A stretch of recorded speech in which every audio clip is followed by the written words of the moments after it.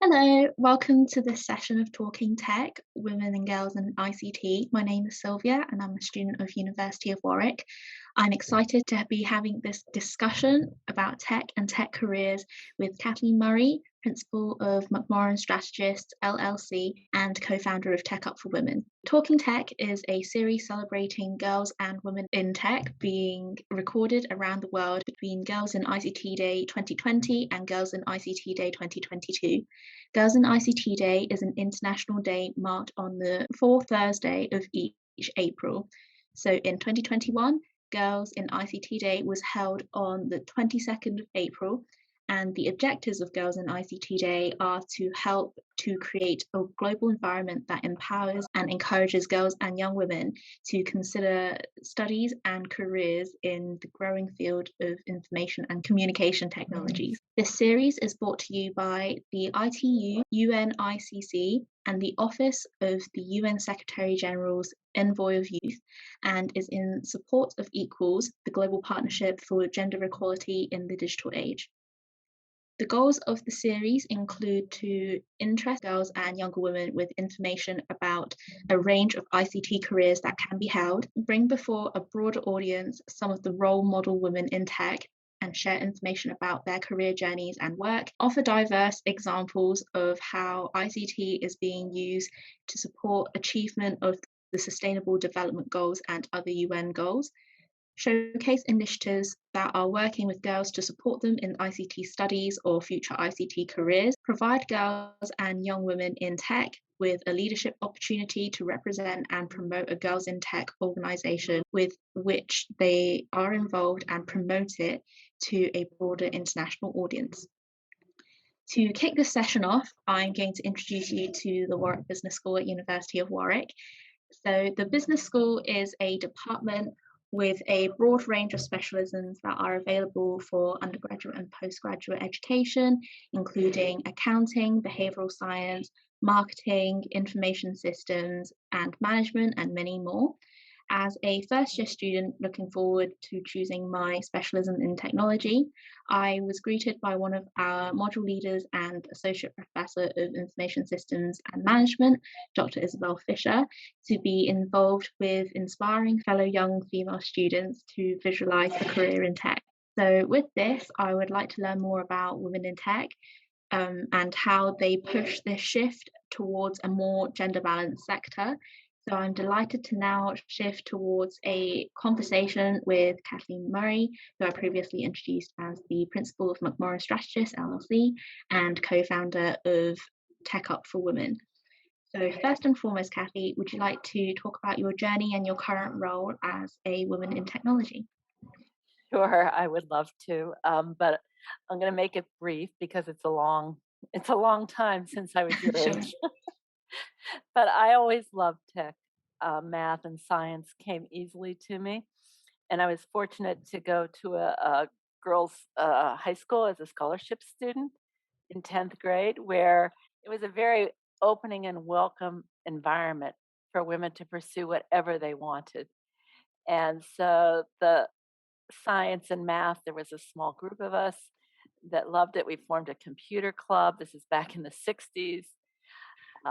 We learned how to do Fortran. We'd go down to Carnegie Mellon University down the street and use their computers. And so it's just always been a love of mine. I continued to pursue that at the University of Rochester. This is back when you had the data cards and you had to do things. If you had an assignment, you had to start weeks in advance because you'd have to take the cards down to the computer center every night. And if something was wrong, you'd have to go do it again. It was horrible.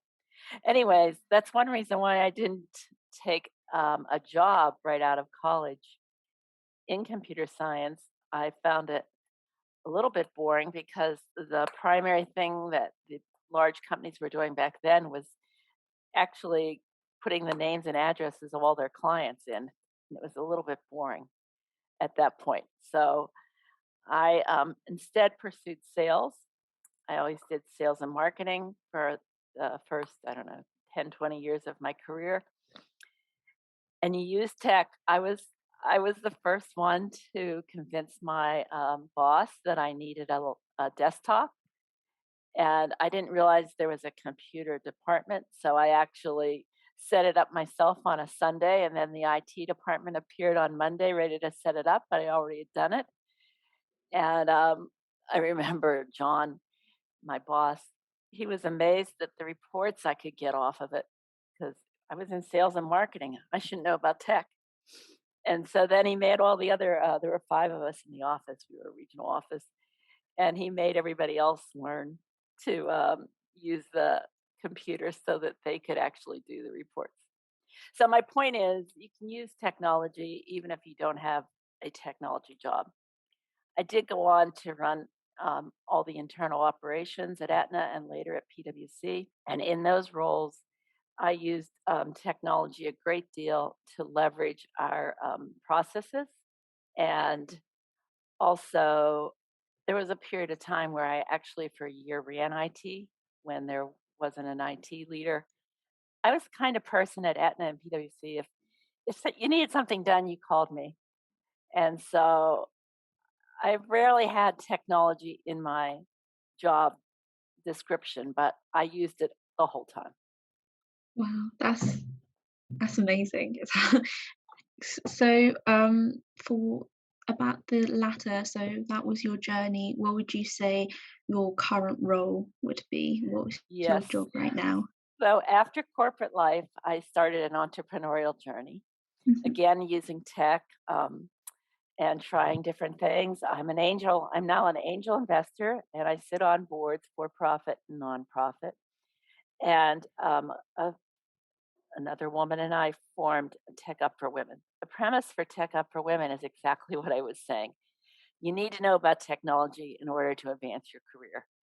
It doesn't matter whether you're in HR, marketing, sales, um, accounting, you need to know technology or you're going to be left behind. And this applies when you're just out of school, it applies when you're in your mid career, it applies when you leave corporate and you're on an entrepreneurial journey. So that's the premise of Tech Up for Women. And I could talk about Tech Up for Women for a long time, but I'll wait to see what you want to know about it.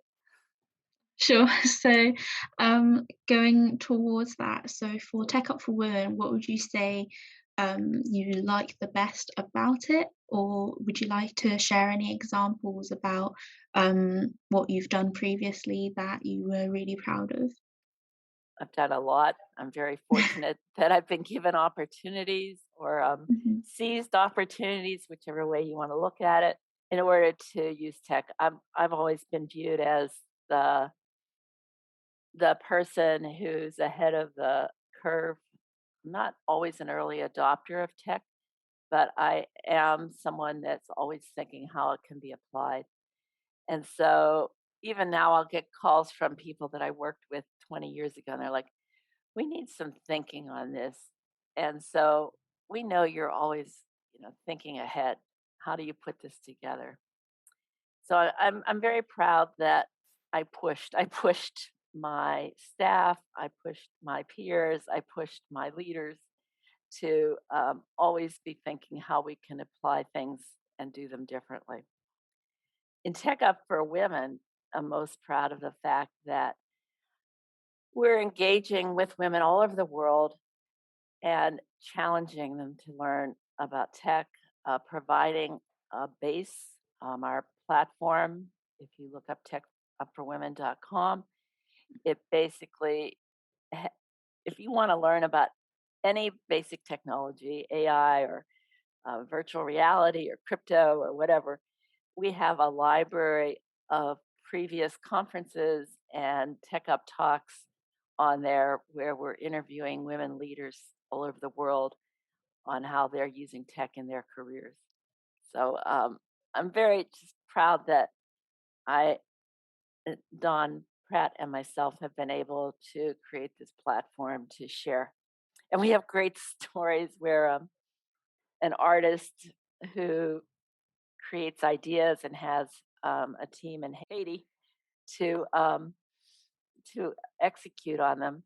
She now got into Nordstrom's because she met the Nordstrom IT e-commerce leader at one of our conferences, and they got to know each other. And the Nordstrom woman got her to merchandising. And so, just great stories where women supporting women.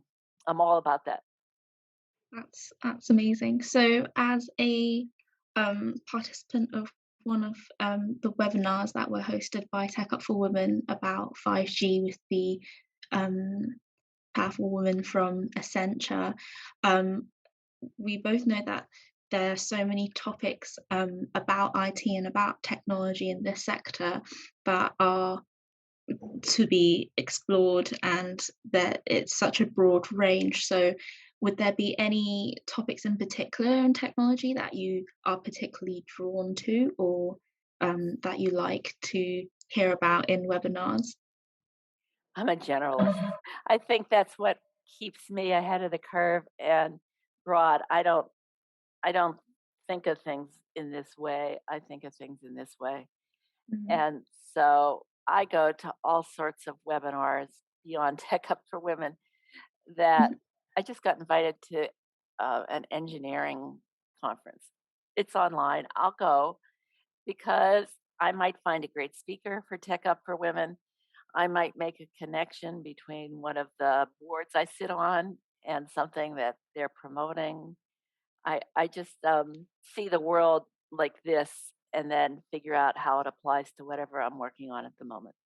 mhm. That's a great approach. So, on the flip side, would you say you've encountered any challenges along your journey towards technology? And if so, where is there anything in particular, any characteristics you think allowed you to overcome them? I'm not going to go into all the classic stories that I could tell you about being in business in the 70s and 80s. Sure. There have been lots of challenges, and the opposite side of people that liked my forward thinking. There were a lot of people who were like put off by my forward thinking. But I think what's important is what we're doing about it, and what we're going to do as much as possible to eliminate those type of barriers for young women like you, Sylvia. Okay. And I think that as more and more women are on boards, more and more women are leading companies, more and more women are buying into this, that we're all about um, supporting one another. I asked a young um, woman, there were a few of them on a call from my high school recently, like why do they like tech and what would cause them to stay in tech? And I just wanted to share some of the things that, because all the big companies are out hunting for women and people of color to work in their tech units. I mean, it's just a huge, huge, to be in it now, it would be exciting. It wouldn't be like putting names and addresses in. Um, but, but here's what they said. It says one, feeling welcome at an organization would make a difference. The opportunity to be first. Like what challenges is the company working on, or the firm working on, or the project working on that that challenges you to be first? That they need role models. They need women in tech, such as this project, so that they see it's possible. An environment where you can ask and understand, where you're not just expected to know everything about what you're doing or what the firm's doing in the first minute, and that you're allowed to ask questions, and that's so important. And then the teamwork to prototype and create. No job is a single person job. Nobody does anything on their own. So I think those are important things to focus on to help eliminate barriers for people like you. Does that resonate with you in terms of where you would want to work post school or go to graduate school? It resonates quite well because you talking about how what companies are looking for at the moment and how much of it's changed. I think it really impacts how students face job applications right now as well, because obviously due to the pandemic. I'm nowhere near graduating at the moment. I still have another 2 years, but I do feel like for fellow students that would resonate quite a bit and hopefully help them towards their views with joining companies as well. Right. So, what do you think about in your technology classes? Are they challenging? Are they exciting? So currently for my classes, we talk more about how technology is impacting the business environment. For my modules next year, it would be going more into the nitty-gritty, the actual technology of everything. But seeing that in itself, how it's not just affecting consumers, but also how businesses work is is quite exciting to see how much everything is changing as well, and how every approach is always changing depending on how technology is moving. I think that is extremely, extremely important and interesting as well. So, that's what you like the most about technology?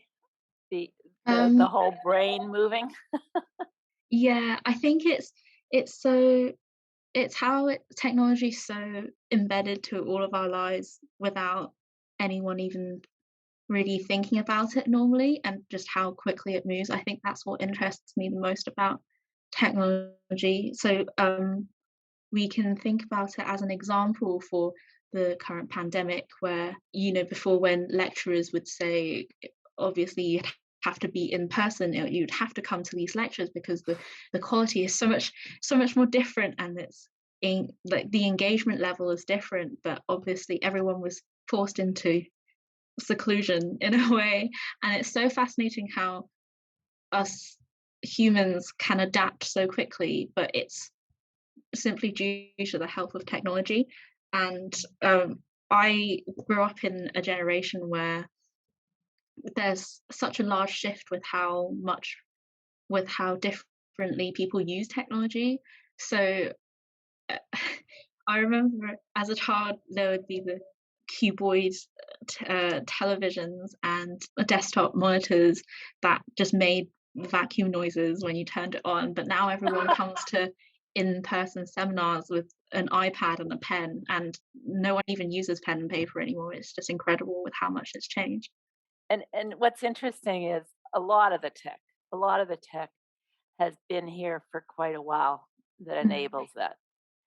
It's just the acceptance of it always yeah. lags behind the actual creation. Mhm.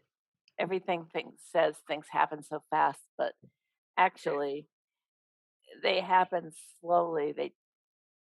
They just need the demand to really have the creation of making it um, affordable for all and usable for all. Mm. That's Like a I played with a mouse at Carnegie Mellon University in the early 70s, mid 70s, and yet the mouse the mouse wasn't introduced to the public until the 80s. Oh, wow. So same thing. The technology. I mean, Zoom is not something that got created in the last year. Yeah. Zoom has been here for a while. We just all discovered it in the last year. So they say with 5G too, you were said you were on that you were on that tech talk with Yeah. the leaders at Accenture, the two women, and they talked about what 5G is real. 5G is going to be here, but what's going to be holding it back? It's people creating all the apps and all the uses of it that is really making it slower. I find that very exciting. Like people like you are gonna say, okay, there's 5G. That means I can almost try on these shoes as if I'm there because you're gonna figure out how to do that. Where it just pops up and it's like, ooh, I could actually put my foot. Yeah, that's an incredible take. I don't think I've actually thought about the demand pool when it comes to technology as much as just thinking about how quickly everything moves. Yeah, it seems like it's really quick, but there's actually a TV that somebody who was at the U of R created, and it's now being produced in the UK. I'm not certain which town near you or not, that you can roll up the TV and then roll it out flat, and it's an actual TV that works. Now that's been around for at least 10 years. I've been watching it. Wow. Yet, have you seen it Um, in your local store yet?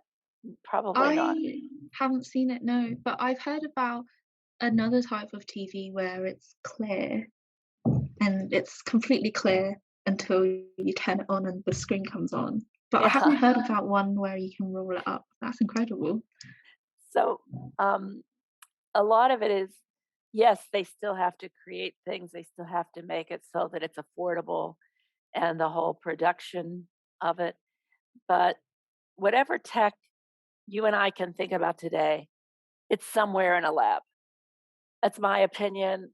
Some people argue with me on this one, but it's how we adapt and use it. And that's what is so exciting about it for me is that you just have to push, push, push. That's why I said sometimes my staff thought I was crazy because I'm like, let's go explore this. And we may not be able to use it today, but there's going to be aspects of it that we could start putting in place. So when it's ready for the consumers, we can use it. So I'd say exposing yourself and others to all the possibilities is so important. Okay, I think I have another question for you. Yeah. Um, yes, you're gonna finish in tech. Are you gonna study tech throughout college? Are you gonna major? What's your plans? So currently I am studying management, but in our university, you can do different pathways. So I'm going to basically learn more about the technology side of business, learn about coding, different programs, etc., and hopefully get a with digital business at the end of my degree, along with the Bachelor's of Science Management. And so, luckily, a few days ago, I actually managed to get an internship for the summer. And the role is a social media intern. Oh, And wow. I will be promoting a product launch of a communication software platform. So I was completely shocked that I managed to get the role, but I'm very, very excited for it because amazingly enough, like it's also in a company where they're promoting a software platform, Oh, and good. yes, it's called FizzHub from the company Market Visibility, and one of the aims is to help small businesses like your local garage or your nail salon from a small town to get online and move them towards technology, to help them better connect and communicate with their customers. And as I was talking to my interviewers, they were basically saying how the company saw during the pandemic how businesses were just struggling to engage with their customers and only had a telephone number or really hard to access websites. So they really wanted to help them with the online booking service, inquiries, and the data that you can gather from customer preferences, etc. So I'm extremely, extremely excited for that. But that's where I'm heading towards at the moment. And through this experience, I think I'm being able to gather more of what I want to learn about. Is this gonna be in the office or is this gonna be just like school where you're online? So I think it depends on regulations. I think it would be a half remote, half in person. Fingers crossed. Yes, It's good. That's congratulations. I thank think that's you. That's a perfect role to merge what you're learning about business and tech. Yeah. And it's also has a social element to it that I like. Mhm. Yes, because as I felt like as someone of my age, it was quite advantageous that it was a social media intern, as I feel like many young people are quite familiar with just apps in general, but they don't have much of a chance to actually have a look at what's behind the scenes, etc., and how Right. people promote on it. Right. It's a lot different when you enjoy social media than when you have to create it. Mhm. We're always racking our brains for new and different ways to promote Tech Up for Women, Yeah. as well as some of the companies I sit on the board of. It there has to be there has to be a way we can reach more people faster. Mhm. Um, based on that, I actually love that you're majoring in both because if you're a pure business major without having the tech, I don't see how you're going to survive going forward. And when you have hundreds of programmers reporting to you, you don't have to program, but you have to know what they're talking about. Exactly, yeah. So it's great. And I hate asking too much about your plans because it is a journey, and at your age, who knows what you're going Yeah. to end up doing? I mean, if you had asked me when I was your age, I was going to get married and have 5 kids and live happily ever Oh. after because that's what we did in the late 60s, early 70s, Mhm. and that turned out fine. Also, as I watch my husband in the kitchen here, um, it doesn't preclude getting married and having children and living a balanced life. Okay, so do you have messages for other young women your age in tech or in school or? Not particularly during in tech, but something that really resonated with me when I attended a previous webinar was how it currently at our age, it doesn't really matter whether you haven't found what you've settled with, as what you've just mentioned right now, and particularly in the technology sector, it's you your speciality might not even exist to the the consumers at the moment, and you could just move across so many different experiences and challenges altogether. And that would be the same message that I would pass to any women who have a lot of experience in other sectors, because as a young person I would love to join just any field and any workplaces where I can meet loads of diverse people, with everyone having different experiences. And I feel like time is never wasted, um, as every path you choose in life always goes towards building your character and building kind of how you think and what you believe in. And yeah, with that, would you have any other advice to girls and women in technology, or anyone who's looking towards a career in tech? Yeah, you have my brain going a lot this morning in terms of advice. How long do we have? Oh, I'm not about another half an hour. It's quite early, isn't it, at the moment? Just in terms of what you said, there's no reason you have to know what you're going to do um, at your age, and even at my age, I I don't know what the next 5 years are going to bring, Mhm. but I do know that I constantly want to be challenged, and I want to be in environments where creativity is rewarded, and you'll see it on job applications where they say, or on a job description, they say, we want someone with new ideas, creative, and all these things. And I have to tell you, when I go on those interviews, that's the last thing they wanted. They wanted somebody that looked like them, talked like them, agreed with them. And Mhm.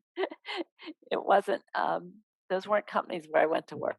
I have belief that every organization, every person has a DNA. And as you said, you're setting your character by every choice you make Mhm. and everything you produce. And companies just like us have that DNA. And so I actually chose, I worked for a few companies, but I chose the companies that I worked for the longest periods of time and enjoyed the most, where their DNA was what you said. They hired diverse people, they were open to ideas, and they treated people as their number one asset.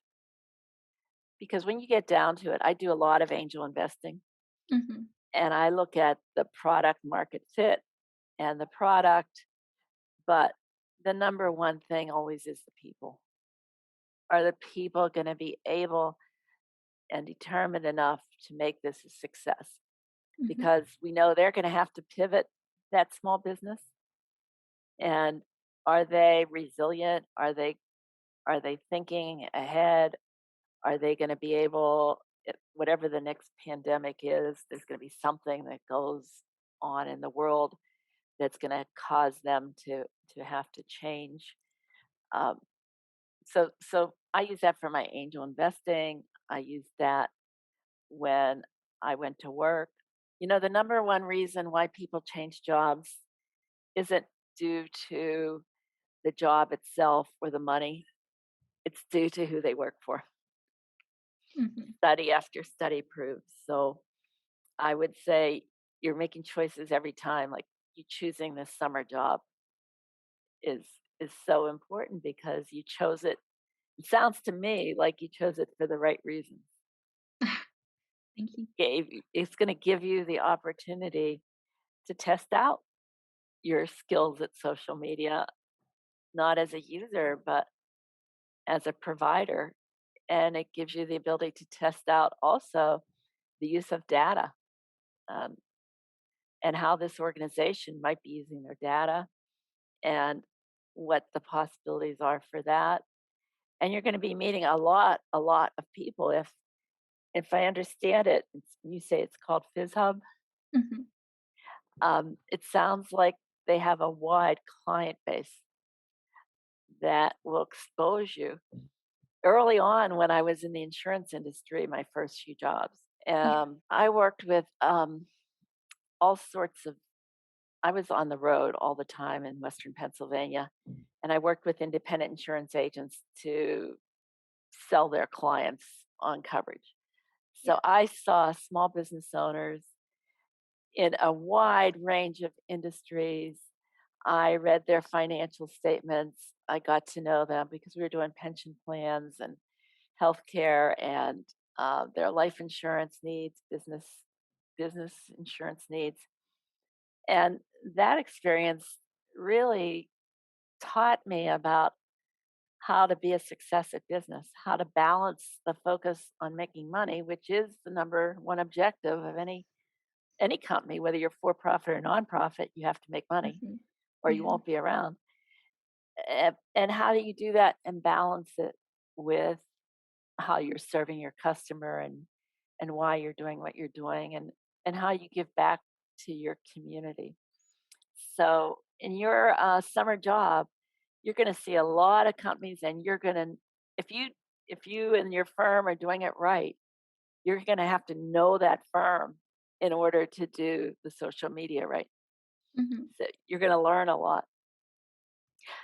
So that's, let's see, that's only 5 minutes of advice, but that's probably enough. Yes, that was amazing. Thank you very much. And I would say enjoy the journey. I mean, life goes really quickly. It doesn't seem like it when you're 19, 20 years old, but Mhm. suddenly you're old, and there is no in between. This midlife thing doesn't happen. You're Okay. you you're the youngest person in the room for a long, long time, and then you're the oldest person in the room, and I don't know what happened. in the middle. So you just have to enjoy it. Thank you so much for your advice and your time. So that wraps up our session today for Talking Tech, Women and Girls in ICT. Thank you so much, Kathy. I really, really enjoyed our chat today, and a special thanks to our viewers who are watching. Thank you very much.